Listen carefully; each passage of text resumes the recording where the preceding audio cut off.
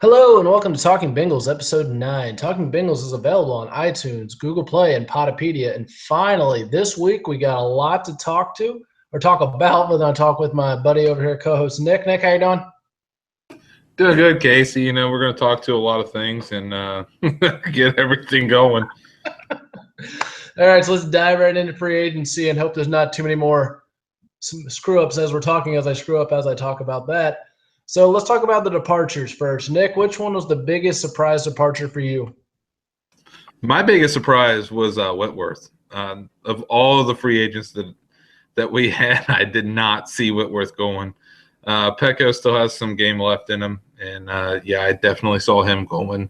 Their Bengals are more than likely going to try to get a younger defensive line, but I mean Whitworth to keep that experience on your team, and I just didn't see that going. How about you? Well, Whitworth was definitely a shock considering, the backups we have for him. I mean, they drafted Abuehi and probably Fisher to be replacements for Whitworth in case he did depart.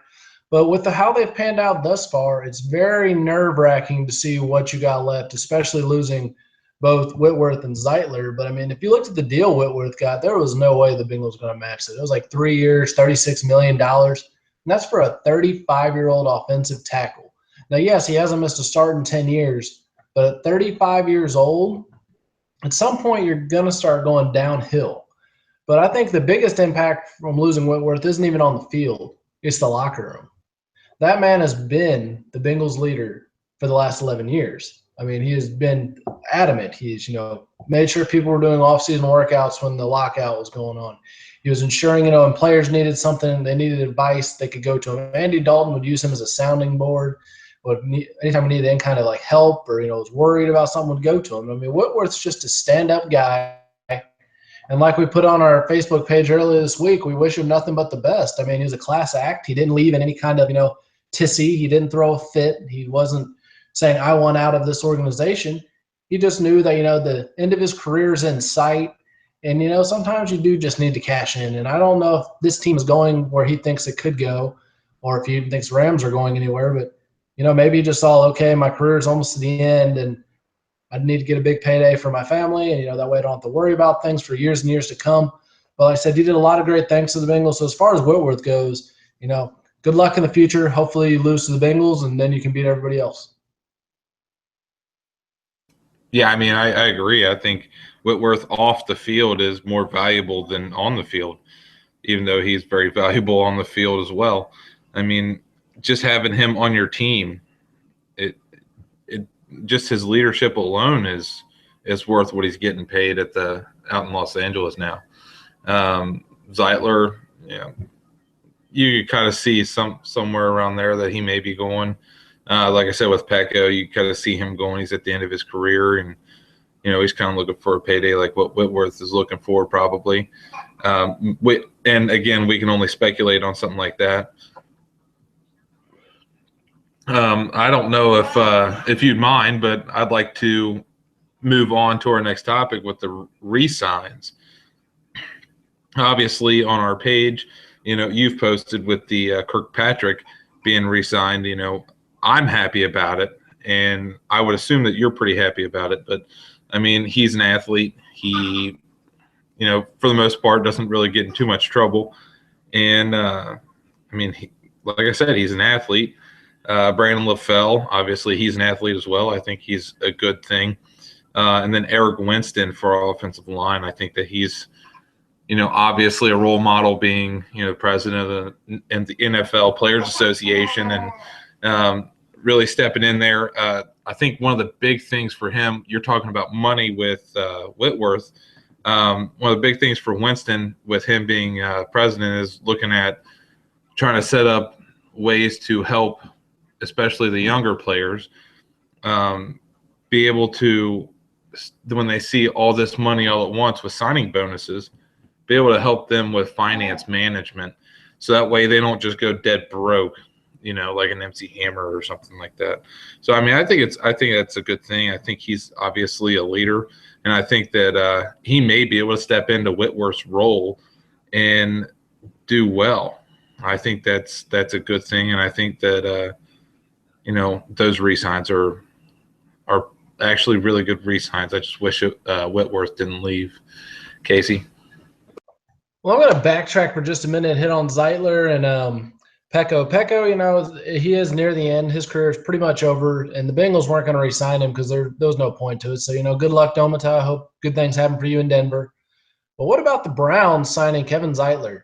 This is becoming a pattern. I mean, we got rid of Eric Steinbach. The Browns picked up Steinbach. Now they signed Kevin Zeitler and made him one of the highest paid guards in the league, which to me is pretty unbelievable. But the Browns are trying to do big things. I'm not 100% sure if Brock Osweiler is a great trade pickup, but they did get Brock Osweiler and release Robert Griffin III. So the Browns are trying to make waves in the division. I mean, taking probably our most quality guard, it will definitely pay off for them probably and hurt us. But moving on to the re-signs, like you said, I do not like the re-sign of Eric Winston. I feel like they had to do it after losing both Zeitler and Woodward. But he is only there because his ability is a joke. He is, third string talent at best. I mean, his upside on the field is garbage, absolutely garbage. But he does represent your players and your team well off the field. So I guess I can see that. And I'm not going to say I dislike re-signing LaFell. I don't like what re-signing Brandon LaFell says. Pretty much what they're saying there is, okay, we're not going to take a receiver in the first round, probably not even the second round, because we got our number one, our number two, and our slot guy, which, I mean, I do like, Tyler Boyd and Cody Core. I think they could have big years, but now you're just saying we have a chance to get a playmaker at number 9, but instead we've decided to re-sign a guy who had his best year in the last 4 years, but he's older. He's getting up there in years. So putting that much stock and faith in Brandon LaFell just worries me. He's not going to be somebody that gets attention off of A.J. Green. He's not going to take any of that pressure off of A.J. Green, and you're going to lose Tyler Eifert for probably, at least 4 or 5 games this season. And then if all the pressure is going to be on A.J. Green. And so that just makes me nervous. I'm not sure how much I like what that re-signing means. But as far as re-signing Drake Patrick, I'm on board with it. There was a while where I was like, well, he's not a top-tier corner, or we don't want to pay him too much money. But, he's a guy that likes Cincinnati. He wants to play in Cincinnati. He's openly and vocally said that he really enjoys not having to be in a super big spotlight. He likes that it's got a small town feel for a big city, and that the fans have accepted him. And I know probably your biggest thing that you like about the Kirkpatrick signing, Nick, is the same as mine. I'm hoping, crossing my fingers, this means that Adam Jones is on his way out. Yes, definitely. I hope Adam Jones is on his way out. I didn't like Pac-Man when he first started with the Bengals when we signed him to start with us. I thought Pac-Man was a terrible choice. I thought he was already a problem outside of being a Cincinnati Bengal. And then all of a sudden now he's a Bengal and he's making all these problems. I think they just signed more problems with Pac-Man. So, yes, I do think that it's a big sign that they're saying bye-bye Pac-Man. And I think Pac-Man's going to be pressing the retired button here soon, hopefully. I mean, with Brandon LaFell, like you said, he's getting a little older, but he's also bringing a little bit of experience. Hopefully that, like what you were talking about with the wide receiver position, that they weren't going to use a big pick on a wide receiver. I don't know. I think they could still use a big pick on a wide receiver and still pick up some pretty big free agents at different spots, especially on D-line. But, I mean, just looking at the wide receiver core, I think you have very legitimate worries, especially with just having A.J. Green being your top wide receiver. I mean, yeah, the guy could get open in a phone booth like Chad Johnson, but at the same time, you're looking at a wide receiver core that doesn't really back him well. Just because A.J. Green's on the field doesn't mean that other wide receivers can get open. You still have to be able to make the cuts and run your routes just as good as him, so that way you can make a good target for Dalton. So I don't know. We'll see what they do, but looking in years past, like you were saying, I don't see them picking a wide receiver in any high rounds. You got anything else to add to that? Well, no, I mean, that just segues us right into our next topic pretty perfectly. What is the biggest need for the Bengals at this point? I'll actually go ahead and just run with this one. The offense entirely has me worried now. The offensive line is my biggest concern because I'm like, okay, we're either going to get Witt or we're going to get Zeitler back. One of the two will come back, and we'll just have to build from there. Now you have a worst-case scenario. Both of them are gone, and you just sunk some money into, Eric Winston because you hit the panic button like, oh, my gosh, we just lost 2 offensive linemen. We can't lose another one. Just sign him. Just make sure he's safe. We need a safety and security. Which, that's fine. Now you got another body in the mix. But is Aboye really going to bounce back? I know a few episodes ago, your brother John brought up, he's just coming off of that catastrophic knee injury, and he's only 1 year removed from it. So I'm just keeping my fingers crossed at this point that John was right, and maybe Aboye can actually bounce back and be the player that he needs to be. But I mean, if I'm Andy Dalton right now, I'm just getting used to running outside the tackle box and running for my life and throwing on the run like he did last year, just pretty much becoming a gunslinger because – with the line that they have right now, I don't think he's going to get much protection unless they get a running back that makes the running game that much more dynamic to where, that puts pressure on the pass rush. I think Andy Dalton's going to be running for his life all next season. So the offensive line has me worried. It really does. Nick, what do you think? Well, I'm going to say that offensive line is the definite biggest need at this point. I agree with you 100%, man. I mean, you got Andy Dalton, who is obviously a good enough quarterback to throw to good receivers. As long as you have receivers that can catch the ball, Andy Dalton will get the ball to them. They get open, Andy Dalton can throw it. Even A.J. Green, you can throw the ball up to him and he'll catch it. So, I mean, as long as you can have protection – for a quarterback like Andy Dalton, I think he's going to look good. Andy Dalton will look good as long as you have protection. So I definitely agree. Offensive line is definitely a big point at this moment that the Bengals really need to look forward and think, what can we do to help protect Andy Dalton in the pocket? I mean, if Andy Dalton's scrambling every play, Andy Dalton's not a scrambler. I mean, for God's sakes, when's the last time you saw him actually scramble and get some good yardage, or throw the ball really well on the run? So, I mean, you're looking at something that is a huge, huge need for the Bengals. And looking at O-line, I mean, O-line is definitely that biggest, offset right now that we don't really have. So, I don't know.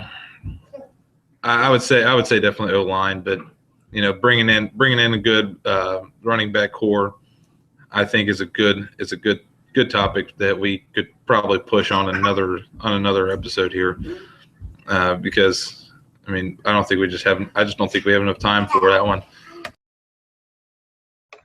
Oh no, I like a little Hooley laughing at you in the background because Andy Dalton's actually not bad for a running for your life quarterback. I mean, he's had more quarterback rushing touchdowns, and other than Jeff Blake, that I can remember a Bengals quarterback having like on a regular basis. But yeah, I don't want Andy Dalton running for a living. That makes me very nervous. And he's somebody that he's not fragile, I would say, because he only had that one bad injury, but he's getting a little bit older. And like I said, he's not a Cam Newton. He's not built. He's not a Cam Newton. He's not built. He's not Mike Vick. Mike Vick is the biggest piece of glass that ever happened. You touch him, he breaks. But anyways, let's move on to roasted or boasted. Kind of goes along with what our biggest concern is. The Bengals will sign a, quote, big-named offensive lineman before the end of free agency. Nick? Roasted. You already know I'm going to roast that because the Bengals signing a big name on offensive line, come on. I mean, how long have we been watching the Bengals, and how long have they signed a big name for the offensive line? I mean, they let 2 of the big-name offensive linemen go. I mean, with Whitworth and Zeitler. So I'm going to have to roast it, and if I have a chance again, I'll roast it again, and I'll continue roasting it for the rest of the season. I don't think they'll ever pick up a big-name offensive lineman. I think they'll find a decent offensive lineman and try to make him better. Casey?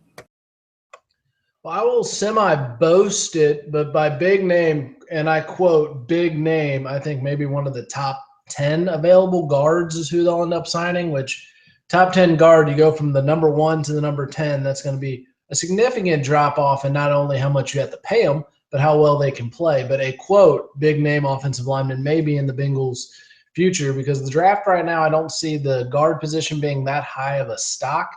Anything you really want to put more than a third-round pick in. So I don't know. They got to sign somebody on the offensive line, but will they go after, your top 3 or 4? No. They had the number 1 offensive tackle free agent that was available. They lost him. Had number 2, I think, for guard, and they lost him. So apparently they don't care that much. But I think they will make some kind of effort and sign someone within the top 10 of talent for at least guard. That brings us to the next one, which is a big one. Cedric Ogbuehi will be the Bengals starting tackle next year. Roasted or boasted? Nick, I'll let you lead off again. I'm gonna boast it. I think Abwehi, he's shown a lot of talent not only in his college years but in his actual playing time. I know he's had that injury. Wasn't it last year he had the rotator cuff injury? I'm not 100% positive on that, but I mean, still the injury. I'm going to go with my brother and agree with him. From the previous episodes that he's been on, and say, I think he comes back this year. I think he comes out ready to play. I think he comes out ready to win and ready to really work hard. And I'm going to definitely boast it. I think he's going to be ready to start at tackle. Do I think he's going to be good at the strong tackle? I don't know, but he's definitely a good weak side tackle on that left side. So I mean, I would definitely boast it. I think he's ready. I'm actually going to roast it. So we're going to be opposite on probably all our topics tonight, except maybe the last one. But I'm going to definitely roast this one. I think Fisher is going to overtake Ogbuehi. There's going to be a battle in camp. There's going to be a battle during the preseason. But I think Ogbuehi's just not, he's almost shell-shocked. He's still just in the point where, he came from being a top name coming out of college to he didn't have that year to work. He was, in the weight room and, rehabbing and all that. He's a year behind Jake Fisher when it comes to actually playing in the NFL, knowing what everything looks like, and actually getting some on-field experience. So I think Fisher will actually overtake him this year, and I wouldn't be surprised to see Ogbuehi maybe work as a guard, get in on the interior. I still have the strong feeling that he can be a contributing member to this team.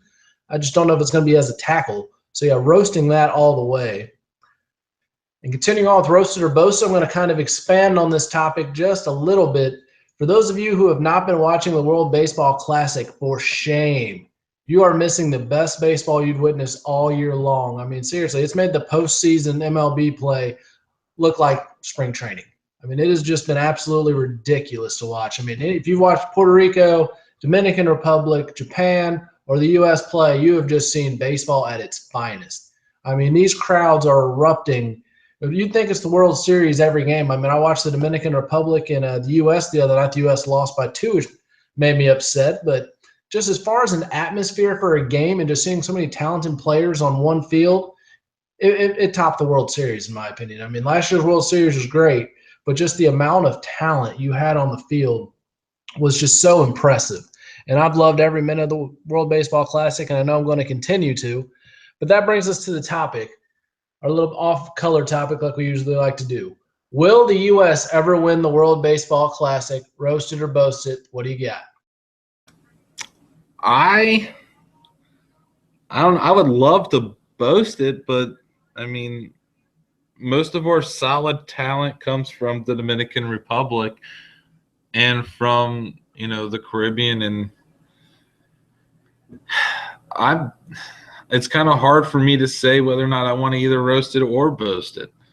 I want to boast it because, I'm obviously an American, and I want to have faith in our team to win and to be able to show the rest of the world our pastime is ours.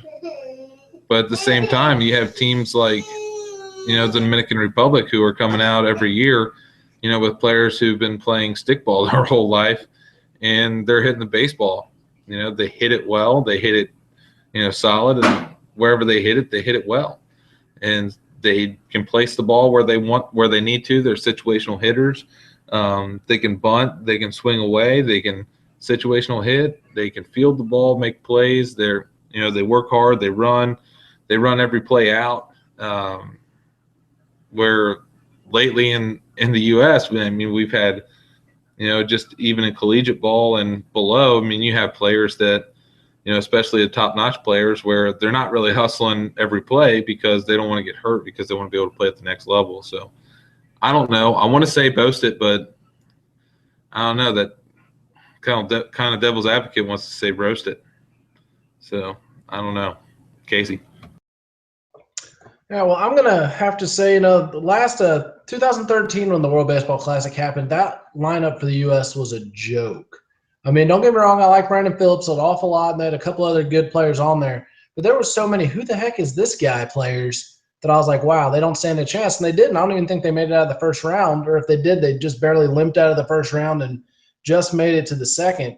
But this year, they actually put together a lineup where I pretty much know everybody's name in the bullpen and the rotation, all the players on the field. I mean, when you have Andrew McCutchen coming off your bench and Josh Harrison coming off your bench and Buster Posey coming off your bench, that's a pretty good team, in my opinion. I mean, you got some MVPs that are coming off your bench.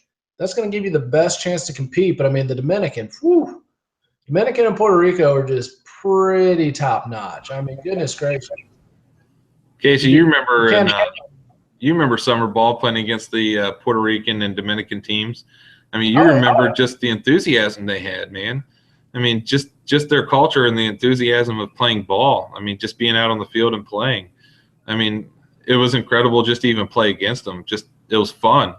You know, it brought back the kid in you to play ball against them. Oh, absolutely. You took the words right out of my mouth. That was exactly what I was about to say. I mean, it just shows baseball the way you love baseball. I mean, I work one of the guys that works for me right now is from Puerto Rico, and he says the world shuts down during the World Series.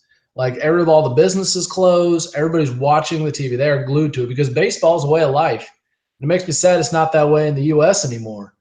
But I think the U.S. has put a team together this year that even though they lost to DR here in the first round, they could definitely compete here in the second round. I think they could actually, have a chance to legitimately win it. This is the first team the U.S. has put together that could legitimately win the World Baseball Classic. So I'm definitely going to have to boast it. USA all the way. They're going to win the World Baseball Classic this year. So we got just a few more minutes here in our episode. So we're going to kind of cover a topic. I read a story put out by, I can't remember the first name, Paul Dotter. There we go. Talking about the Bengals and how Whitworth leaving isn't the problem. It's just a symptom to the problem. And I have to agree with him. And it just worries me to see where the Bengals are going from this. They're not making any strides to get better. So is that window of opportunity closing, Nick? What do you think? I think the window's definitely closing. I mean, you're having good players like Whitworth. You know, not only are they, were they faithful to the team, but they're faithful to the city and the fans. And they understand that the fans, they want to see win. They want to see the team win. And when you have the ownership and the coaches, and they just don't seem like they're fired up anymore. And I don't know. The last time I went to a game, it was 2015, and when I was watching them, it just didn't seem like the coaches were fired up. It didn't seem like the team was fired up, like they wanted it. I mean, when you're growing up playing, Pee Wee football for us, but a lot of other places they do Pop Warner and stuff. I mean, you're fired up to play. You're ready to go out there and win. You want to knock somebody's teeth out, and you see a lot of other teams. I hate to say it, but the Patriots, and I even hate the worst to say the Steelers, but I mean, they're hyped up. They want to go out there and knock somebody's teeth in. They want to go out there and hit hard, play hard, and win a game. And do you see that kind of level of anticipation for the Bengals? And I just didn't see it in the past couple of years. And it's kind of disheartening to see that. And that's my opinion. That's the way I perceived it. So I don't know. Hopefully they make a move in the right direction in this offseason to get something going. I really hope so, and I hope Marvin Lewis really comes through the way that the players think he can. So, Casey. No, I mean, I hear you, and I think the window is definitely closing. I think they still have a shot, but this is a year where they need to start making things happen. You can't you don't have 4 or 5 years to rebuild with this group of players. They're pretty much going to be on their way out here soon. And I mean, I still think they're trying to rebuild, and they realize, they let go too many key players after 15. That team at 15 was a legitimate contender for a Super Bowl with a healthy Andy Dalton. And I think they've come to realize, you're replacing a top-tier number 2 receiver like Marvin Jones with a Brandon LaFell and a Tyler Boyd, which are not even close to the same talent. And the other thing they really realized on defense especially is Sean Williams is not Reggie Nelson. And that became painfully apparent last season on many occasions. And the Bengals are very loyal to their contracts. They sign a guy, they want to keep a guy. They'll keep him to the end of his contract pretty much almost always. Ray Maluga is a perfect example. What has he done for you lately? Absolutely nothing. But he still had money left on his contract, so we're just going to keep him. Domata Peko is the same way. I mean, last year, what did he really do for you? Not a whole heck of a lot, but he had 1 year left on his contract. So the Bengals, I get it. Loyalty is great. Trust me, I live by loyalty. That's a huge thing. But this is a business. And in a business, you have to create some success. You have to create wins. And that means sometimes going outside your norm and making things happen. So it really makes me worry that things aren't working out for the Bengals. They've had bad draft classes the last couple of years. But you have enough talent there where maybe something good happens out of the draft. So with that topic, we're going to roll into closing thoughts. Nick, I'll let you take it one more time. Well, with my final thoughts, I would like to say that hopefully this season becomes something that brings Cincinnati back together.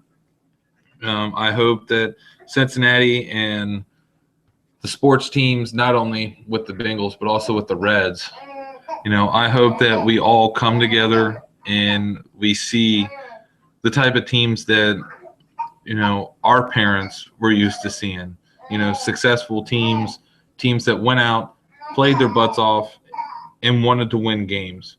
And to see that again, would be absolutely phenomenal, not only for me, but, for our kids. And, just to simply be able to experience that, to see another big red machine. God, just to be able, just thinking about it, sends chills down my spine, man. Just if we could have another team like that, hopefully it'd be the Bengals, because the Reds have already experienced it. But it would just be phenomenal to be able to see that from one of our Cincinnati teams, and just to be able to experience that as somebody who lives in the area and be able to feel like you're a part of something like that. That'd be amazing. And hopefully Cincinnati can come through. Hopefully the ownership of the teams and the management of the teams can come through, and we can win one for the city at least. Casey. Well, this week, I know last week I was very optimistic about this coming season, but now I'm seriously conflicted. With the departures of Whitworth, Zeitler, and, Pecco's not that big a deal. Unfortunately, great guy, but he's not that big of a loss at this point in his career. But with the offensive line pretty much now being decimated, you have a backfield that's very concerning. You have a receiving core that has one legitimate threat, and a tight end, if he stayed healthy, could be a legitimate threat. Makes you really worry. But on the flip side, I'm a guy who likes change. I like to see teams and organizations adapt, innovate, overcome, all that great stuff. So this is going to put the Bengals' feet to the fire. Their front office and their coaching staff, and especially the players deep down, are going to have to find a way to overcome what they've lost in this offseason and find who their identity and what their identity is really going to be, and going to allow them to be successful going forward. So I guess cautious optimism would be about what I'm saying right now. I know that it could be anything from 2-14 to 14-2. It's way too early to tell how this season's going to pan out. But cautious optimism. Well, that's going to wrap it up for us tonight. Goodness, still can't talk at the end of the episode. Check us out on iTunes, Google Play, Podbean, and our YouTube channel. And hooday. Hooday.